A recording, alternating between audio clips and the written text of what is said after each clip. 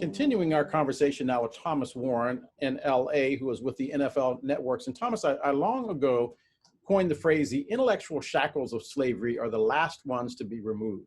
And that is for a young man like you to be able to have a conversation about white America from the Black perspective without looking over his shoulders as somebody walks in the room wondering if he's talking too loud or wondering if he's going to offend someone. Are you there yet? No. I am one who still tries to be very mindful of the things that I say in conversations that I have because I don't want to offend anyone. And it's also understanding that I'm not an expert. I don't have all the answers. I try to come to the conversation just from a perspective of humanity. And that's why I said empathy, education, and accountability are three things that I hone on as to ways we can get to a level of understanding, because to me, like I mentioned earlier, you don't have to have these lofty, material things. It's really, if you have a rational mind and an open heart, then for me, we can have a dialogue, because you're telling me, Thomas, I hear you, I see you, so let's talk. And that's just on a basic human level is often where I come to this conversation, because as you say, it can get very tense. And if folks are really coming from an ideology standpoint, then that means that they're not really open to listening. So I'd say just put your ideology aside, come to the table with a rational mind and an open heart, and we can talk. A dear friend of mine was the head of a civil rights organization here in Washington. And he is probably one of the softest spoken people that you would know, but an incredible towering intellect. And he put up with, and he put up with, and he put up with, and it finally exploded of all places, on an airplane, when he was sitting next to a white man who wouldn't remove his arm from his armrest. And he simply just elbowed him as sharply as he could. And he stood up and he said, "Get off me, man." And even he had to say, where did this anger come from? How do Black Americans have this discussion moving forward without experiencing a sense of righteous anger? Well, we have to be honest, right? We have to tell our stories in the hopes that people listen. As I mentioned, I try to come to it from a humanity level, but I'm also a bit cynical, to be quite honest, because I think as much as we are in a place where I think people are listening and willing to have dialogue, I always come back to the reason why it's happening. A man lost his life. A Black man was killed by a police officer.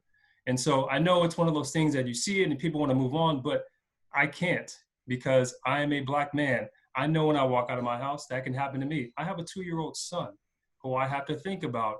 And when I mentioned my incident when I was 16 years old with the police officers, people may see that, or let me put it this way. I got my license, as I told you. And for most parents, and it's a rite of passage, it's something you celebrate. I'm going to do that. But I also know, as a father to a Black male child, I have to prepare him for a level of danger that also brings. So the cynic in me says this is we're in a situation where we've seen before, but I want to be hopeful in that there is going to be a path forward. And this isn't something that's just going to fall by the wayside when the news cycle moves on to the next thing.